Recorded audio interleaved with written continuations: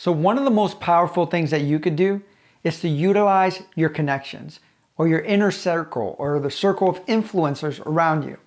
And I will tell you that for me, this was one of the best things that happened in my career. Whether it's getting my first job as a psychology professor by utilizing my network where I didn't really even have to go out there and try to interview in all these places. I basically had a door open. So in fact, there's a good book called The Third Door.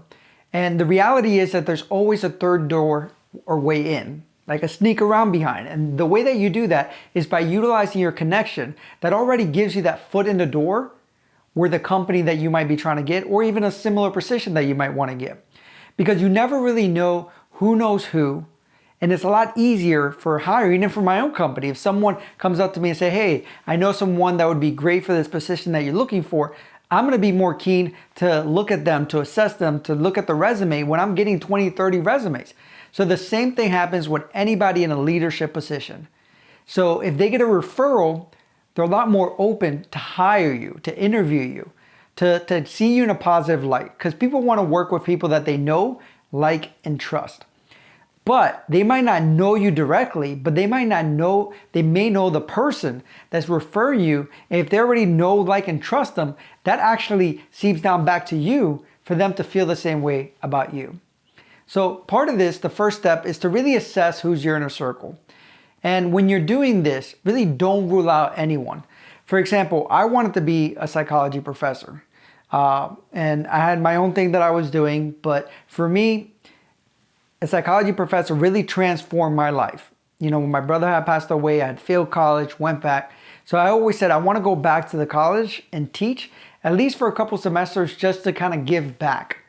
And everywhere I would go, I would talk to people and I would say, hey, you know, this is what I'm trying to do. And this is really why I'm passionate about this.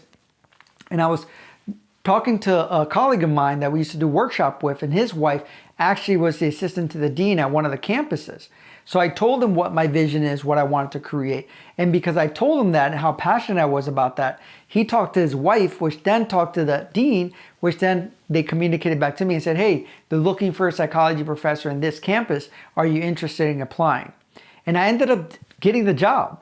And I did that for a little bit, and I really enjoyed it. But again, it was because somebody already had the foot in the door, and they opened the door for me, which made it a lot easier.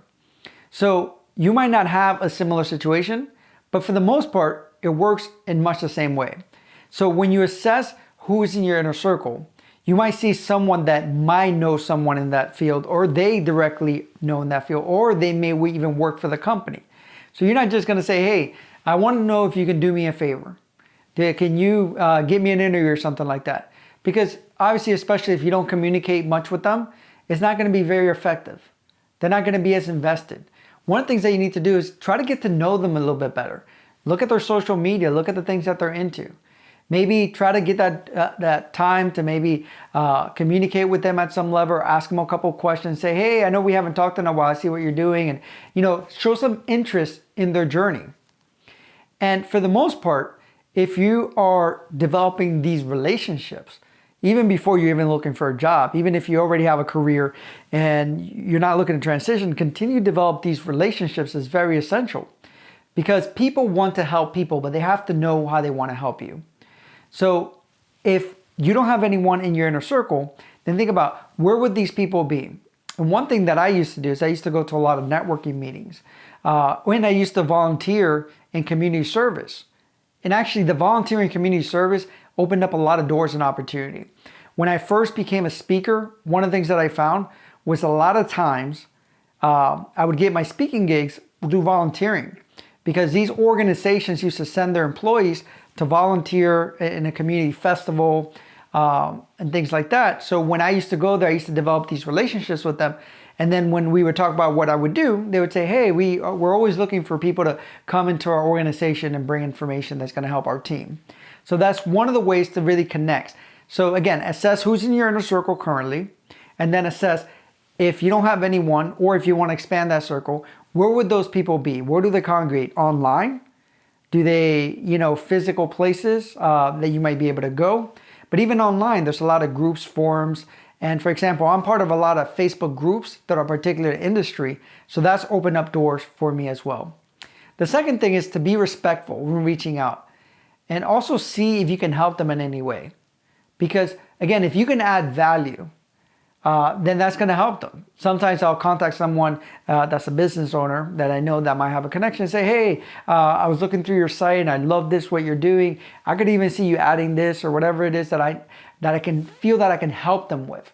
So what can you help them with anyways? And it doesn't have to be anything big. It could be something minor, but something that they feel that you're contributing to them. And it can even be engaging in some of the posts that they put up. Because again, that's helping them feel like you're connecting to them. And the third is be clear in what you want to ask for and communicate it clearly. So obviously once you assess it, once you start developing more interaction, if you need to do that part, if you haven't talked to them in a while or just don't know them that well, again, be respectful, but then be clear in what you want to ask them. So when you do approach them, be very clear. Like for me, again, people want to help you. And for me, it was telling people, this is my vision, this is my dream. If you know anyone that knows anyone at a college or a university that might be able to get me in the door or might be able to help me make those connections to be able to have an interview, I would really appreciate that. And throughout my career, when I was looking to develop, whether it was my career or my business, one thing that I always knew is where I wanted to go. Like, what was my vision? What did I want to create? And by doing this, when I talk to people, I can clearly communicate that so they knew what direction I was trying to go. And by knowing that, they helped me open up the door because they're not going to think about it. Because even in my coaching business, for example, if I tell people that I'm looking for clients and this is what I'm looking for, clients that need this, and that, then when someone is talking in the community, if somebody comes to them with a problem that fits that criteria, they already know, hey, Joel can help them in that. So try to be as clear when you communicate of your needs, what you're asking them to do. And if you're asking them to send an email, make a phone call, or give you a letter recommendation, or set up a meeting where you get to interact with these people, whatever it is, have your outcome that you want. Be clear about it so they can understand what your needs are so they can help you. Thank you.